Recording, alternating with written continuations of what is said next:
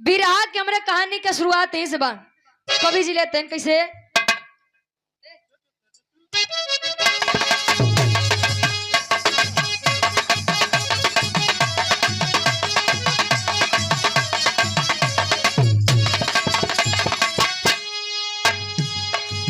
सुनिए गौर से एक छोटी सी कहानी है। सुनिए गौर से एक छोटी सी कहानी है। राजा विक्रमादित्य की राजधानी है।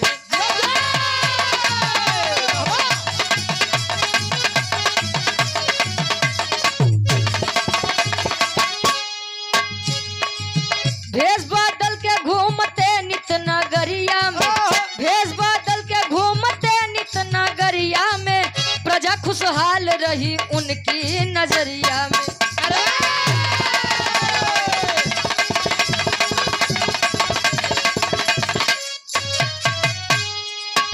एक दिन घूम रहे हुआ ब्रह्म बेला। एक दिन घूम रहे हुआ ब्रह्म बेला है। नजर के सामने क्या गजब का खेला है।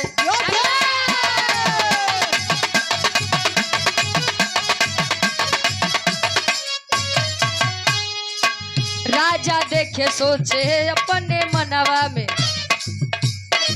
राजा देख रहे सोचे अपने मनवा में। राजा देख रहे सोचे अपने मनवा में। राजा देख रहे सोचे अपने मनवा में।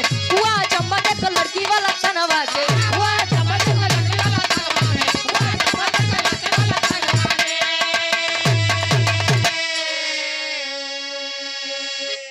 और आप गार्जियन जी परम आदरणीय परम सम्मानित जो कि परिचय के मोहताज नहीं है, आप डॉक्टर विवेक यादव जी CJMS वाल चिकित्सालय मुगरा बादशाहपुर से आप गार्जियन जी के द्वारा 101 रुपए का महान आशीर्वाद के चाह रही। ऐसे भैया सेवा करत रहे। ये दुनिया मुझसे सब चीज का नाराज कैले काका। लेकिन दो चीज का भोजी नाराज करे। पहला भगवान दूसर का डॉक्टर। भगवान का नाराज करबा तो डॉक्टर लगे भेजेंगे और डॉक्टर का नाराज करबा भगवान लगे भेजते हैं। इनके दोनों जने में बड़ी खासियत बा। एनसी बनाई के रखा। कहानी के आप लोग तनी समझ ला आसाना पूर्ण विश्वास बा। कहानी शीशक के जैसा साफ हुई। राजा विक्रमादित्य जी अपने राजधानी में रोज सुबह प्रातः मतलब एकदम भोरहरिया उठ के भेष बदल के टहरे घूमे और जब देखे कि कौन प्रजा हमार कितना दुख में बा। प्रजा हमार कहाँ खुशहाल बा। ई कुल के पता राजा विक्रमादित्य जी लगावत रहे। एक दिन एकदम ब्रह्म बेला बा, सुबह सुबह के टाइम बा। टहल करके अपनी राजधानी की तरफ बढ़ रहे थे। एक लकड़हारा लकड़ी काटने के लिए जंगल में आता है। आज जब वो जंगल में आया तो लकड़हारा लकड़ी काटे बदे पेड़े पे चढ़ गया। चढ़ गए त्यार लकड़ी काटत बाद एक भालू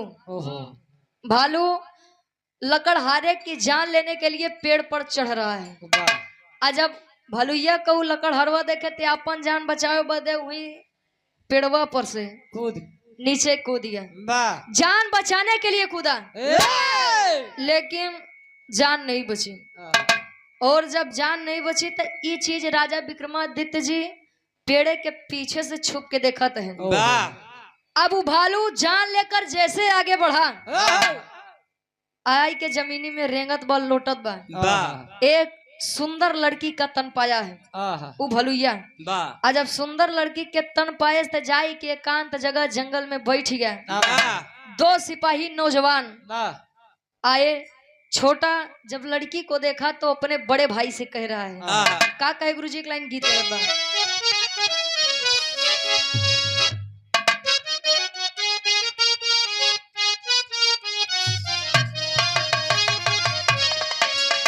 वेलकम ढाबा गाजी कबाब प्रोपराइटर आप के यादव जी गार्जियन जी के द्वारा 500 रुपए का महान आशीर्वाद के चाह रही। कोनो नई नवेली दुल्हन अपने दुल्हा बदे कहे का कहे।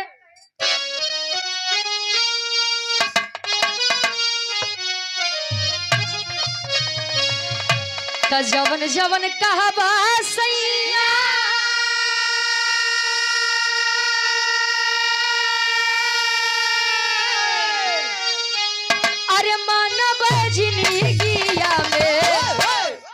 जनी जा विदेश राजा चढ़ली जवानिया में जनी जा विदेश राजा चढ़ली जवानिया में जनी जा विदेश राजा चढ़ली जवानिया में जवन जवन बाबा क्या बात है?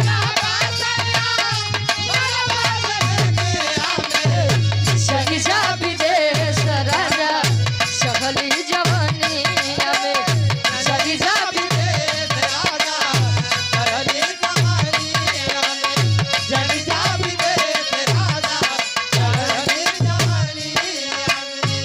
लेकिन भाव पर आप लोग गौर करेंगे। कभी जी दर्शाओ तो कैसे बनवा में आवत रहले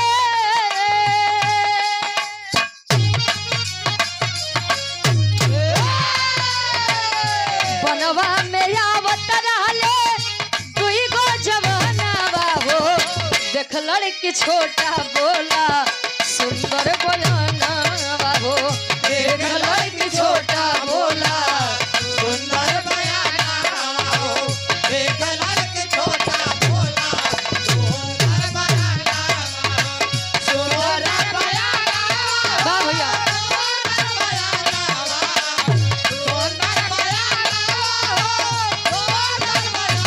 देख लड़की छोटा बोला सुंदर बयानवा हो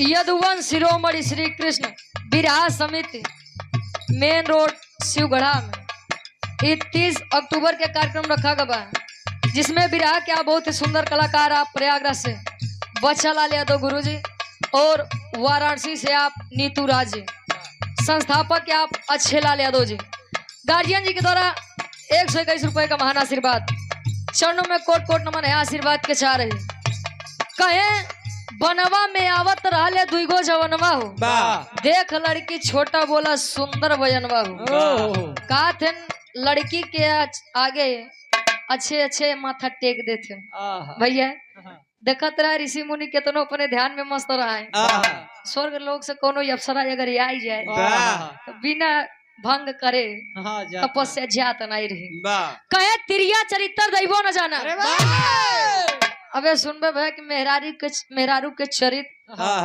अब पुरुष के भाग्य कब बदल जाए कुछ ये तब पता है नहीं बा छोटकुआ भैया जब लड़किया का देखे तो कैसे ए भैया ए भैया कहीं का कहीं देखा था सुनसान जंगल में कितनी सुंदर लड़की बा चल के पहले पूछा जाए कि आखिर यहाँ करत का बा दोनों भाई आए लड़की को देखे जब लड़की का देखे तो छोटको कहे भैया ए भैया लड़की तो बड़ी नीक बा कहीं बड़ी सुंदर बा कहीं तब रे कहीं हम चाहते ऐसी हम बियाह कैली थे घरे में वैसे ना क्यों खाना बनवे वाला नहीं बा खियावे वाला नहीं बा मान ला हम बियाह कैले तो दोनों जने सुखी रह तब ले बड़को कहे अच्छे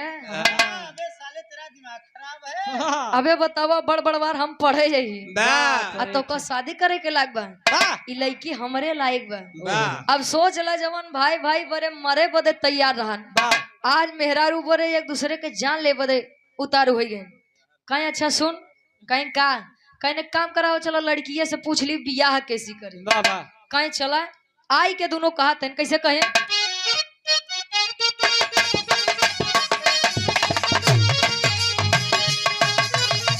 शादी की बात दोनों अपनी जताए शादी की बात दोनों अपनी जताए शादी की बात दोनों अपनी जताए कौन है बहादुर जरा हमको बताए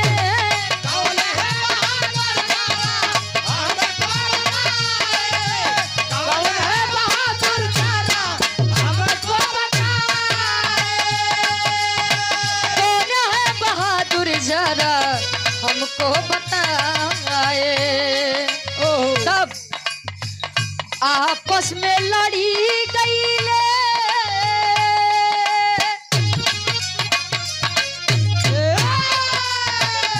आपस में लड़ी गईले दुनहु जवानावा हो देखा लड़के छोटा बोला सुंदर बयानावा हो देखा लड़के छोटा बोला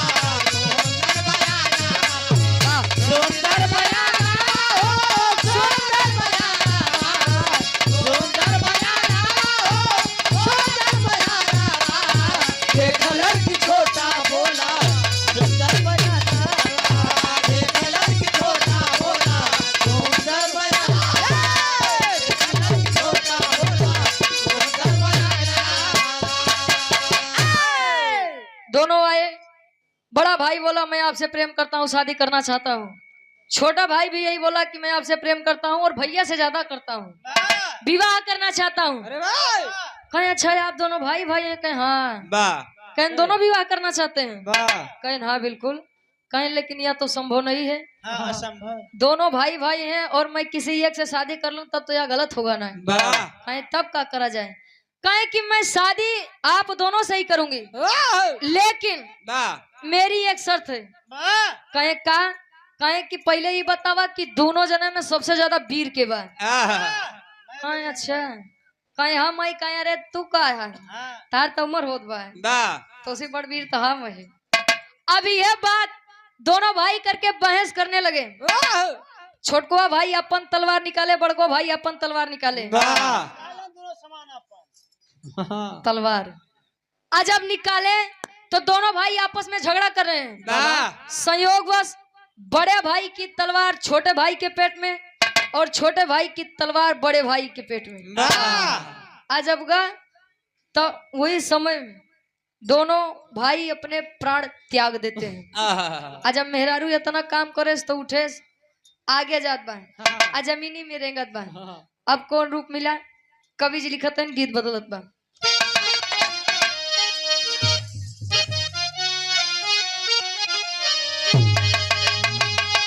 क्या बात है? बिरहा सम्राट आप स्वर्गीय गुरु हैदर अली गुरु जी गावत रहे। कैसे गवे? जब लाल जी लहरी गुरु जी से मुकाबला रहा बिरहा के तब कैसे गवे? अरे पतर को अरे पतर को पतर को अरे पतर को पतर को अरे पतर को काहे जदुइया डारे पतर को काहे जदुइया डारे पतर को काहे जदुइया सारी जिंदगिया है जीते जिंदगिया तू हमके सताया सवर को काहे जदुइया डारे पतर को काहे जदुइया डारे सवर को काहे जदुइया आज जिंदगिया तू हमके सताया ये तो जिंदगिया तू हमके सताया रे पतर को काहे जदुइया डारे पतर को काहे जदुइया डारे पतर को काहे जदुइया ई तमाला स्वर्गीय गुरु आप हैदर अली गुरु जी गावत रहे। लेकिन जब लाल जी लहरी गुरु जी खड़ा हुए, अच्छा उन्हीं का देख के तनी के हिम्मत मिलत है भैया। राकेश चाचा पतरई के रहे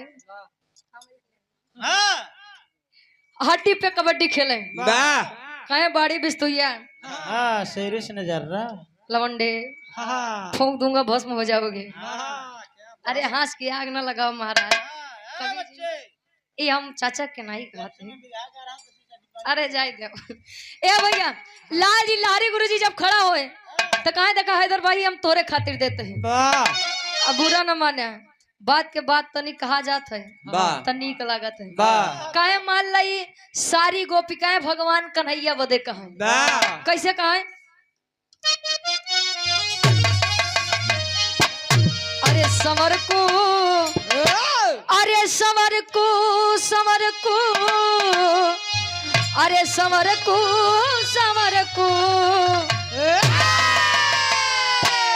अरे संवर को पनिया में आ गया लगाया संवर को पनिया में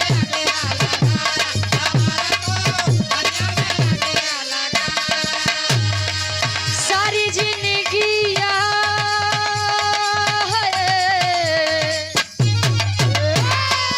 सारी जिंदगिया तू हमके सताया सारी जिंदगिया तू हमके सताया संवर को पनिया में आ गया लगाया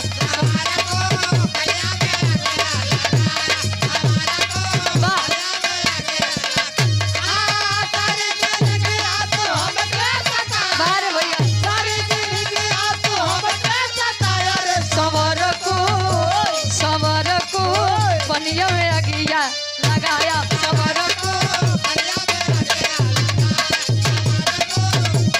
अरे बाहर रखे और आप पुनः गार्जियन जी इस भाव को समझते हुए आदरणीय आप परम सम्मानित दरोगा यादव जी श्रोता सम्राट गीता नगर प्रतापगढ़ से सरौता सम्राट सरौता नहीं श्रोता सम्राट तो इज्जत बनावत आग धोवत है आप गार्जियन जी के द्वारा 200 रुपए का महान आशीर्वाद चरणों में कोट कोट नमन है आशीर्वाद के चाह रहे सुरेश चाचा वो काज नहीं कहा शोक चाचा तुम्हें बोलावत रहे मजाक नहीं सीरियस में ये तुम्हारा मनोरंजन खातिर कभी जी भाव लिखा तैन वो लड़की के रूप मिला कौन चीज के अब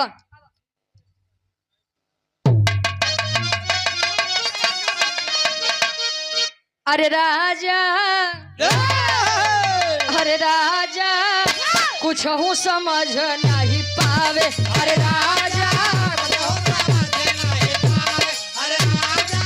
कुछ हूँ समझ नहीं पावे रिक्श से लड़की के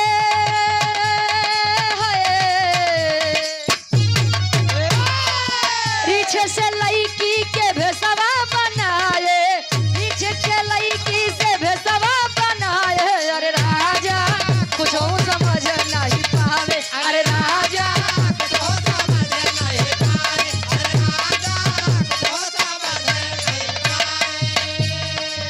लड़की का रूप परिवर्तित हो रहा है लड़की से बनी गईली काली नगनिया लड़की से बनी गईली काली नगनिया लड़की से बनी गईली काली नगनिया नदिया किनारे चली रेंगत जमीनिया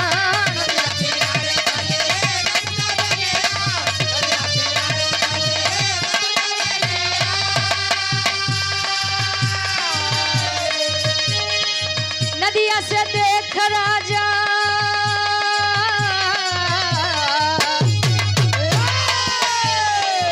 नदिया में देख राजा गईले घबराए नदिया में देख राजा गईले घबराए अरे राजा कुछ समझ नहीं पावे अरे राजा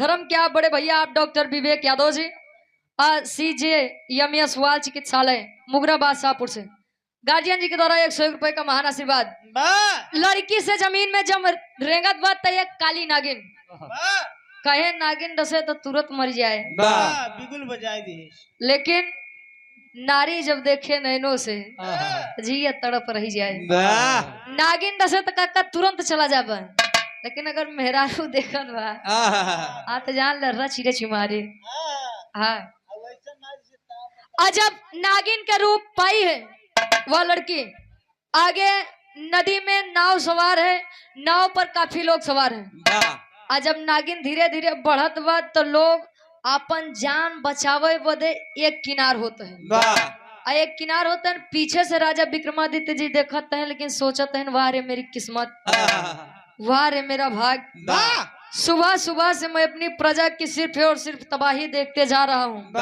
लेकिन मैं मजबूर हूँ, कुछ कर नहीं सकता। जब नागिन नाव पर सवार हुई, लोग अपनी जान बचाने के लिए नाव पर एक किनारे हुए, तो नाव जब ज्यादा लोड पड़ा, बैलेंस जब बिगड़ा, नाव डूब गई। जिनको तैरना आता था वह तो बच गए, लेकिन जिनको तैरना नहीं आता था उनकी जान चली गई। जान लेकर के नागिन जब बाहर आई, तब टेरी के भाव में कवि जी लिखा है,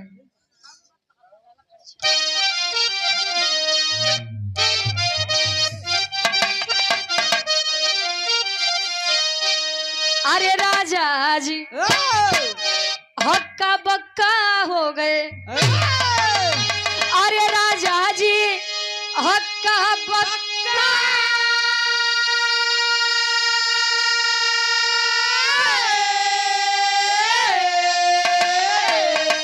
अरे राजा जी हक्का बक्का रह गए। तनागिन रूप छोड़ के बना है पंडित, अरे हो पक्का, अरे हो पक्का।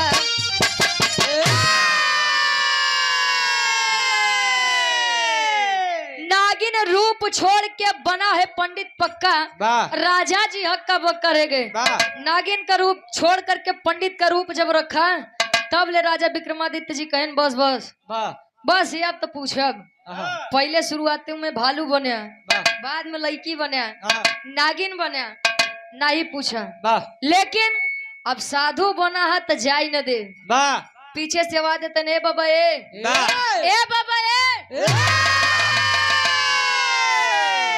बाबा पीछे मुड़ के देखें, कस बच्चा क्या हुआ, क्या तकलीफ है? बस बस अब ढेर के हमारे आगे संत बने के कोशिश न करे। संत तो हम जानत थे, जवन सुबेरे से तू खेला करत है न, ओकम अपनी आँखी से देखा आवत है। कहीं क्या हुआ? कहीं अच्छा बाबा एक बात बताइए, आपने भालू का रूप लेकर एक लकड़हारे की जान ली, लड़की का रूप बनाया, भाई भाई का प्रेम आपने खत्म कर दिया, भाइयों की जान ले ली आपने। आखिर नाव पर सवार उन लोगों की क्या गलती थी जिनकी जान या आपने नागिन बन के ले ली, और यह पंडित बन के कहाँ जाता है? कहे बेटवा मनबा न कहे नाई माना, बिना बताए आज जाए न दे। कवि जी लिखते हैं कैसे, पापड़ के भाव में कवि जी लिखते हैं,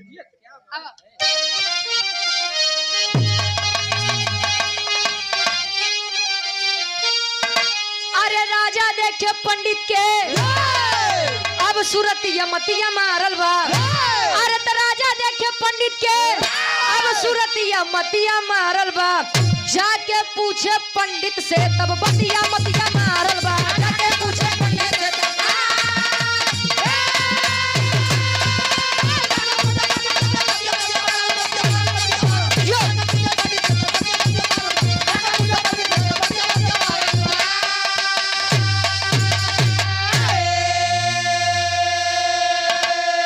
कहे अजमान ना मन बा, कहे बिल्कुल न माना, बताई दा तू है के मैं इस राज्य का राजा हूँ, लेकिन मैं कुछ कह नहीं सकता है आपको।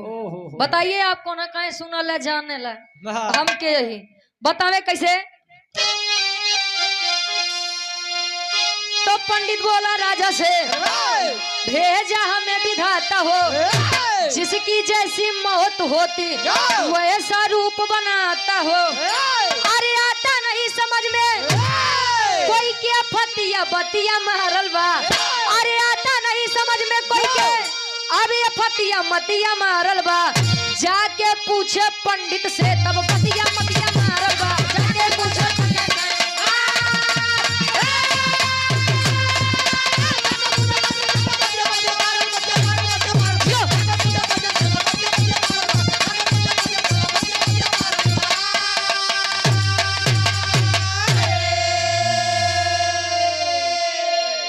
पंडित बोला राजा से, भेजा हमें विधाता हो, जिसकी जैसी मौत होती वैसे रूप बनाता, और ये समाज ये दुनिया का सत्य है, जेकर जैसे मौत लिखी बकाका वैसे ने होए। आई समय इस संसार में समय से बड़ा बलवान कोई नहीं होता, समय यदि चाह ले तो राजा से रंग बना दे, समय यदि चाह ले तो रंग से राजा बना दे, अगर समय चाह ले तब। पंडित जी बोले कि मैंने लकड़हारे की जान इसलिए ली क्योंकि उसकी जान एक पेड़ से गिरने से लिखी थी। कहे वो लइकवन के कहे उनकर मौत लिखी रही कि नारी के चक्कर में हो, या से हम मेहरारू के रूप बनाए कहे, और उन्हन के कहे कि पानी से डूबे में। अब जब तक नाग के रूप बने के जाए तना तब ले उन्हन जाते न डराते न, तो जान उन्हन के जात कैसे। कहे बेटवा जब जान गया अब हमार पीछा छोड़ा, जैसे पंडित जी आगे बढ़े तब ले राजा विक्रमादित्य जी कहे स्वामी ए स्वामी जरा ठहरिए स्वामी। कहे अब बोलो अब क्या काम है। कहे राजन क्या चाहिए। कहे बाबा ये कि हमारे मन के शंका बा उहे दूर कह दे। कहे कौन शंका। कहे सुनो बताओ तो आल्हा के भाव में कवि जी प्रमाण देते हैं कैसे। और आप यदुवंश शिरोमणि श्री कृष्ण विराह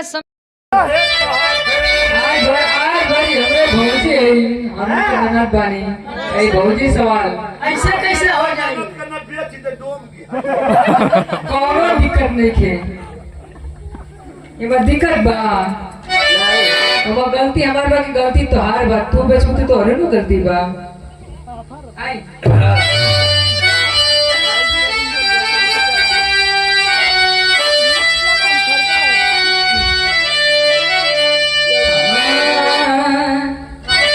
और सहत नदिया परवश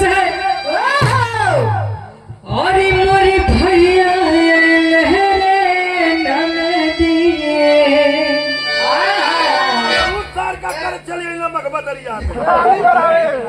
ऐना तो हरे के देखे कि तू का करत हुआ जाड़ा में क्या करे।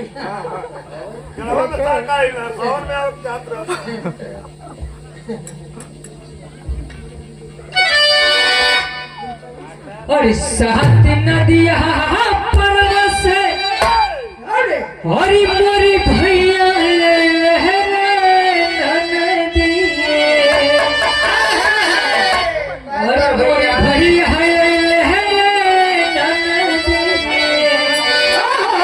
और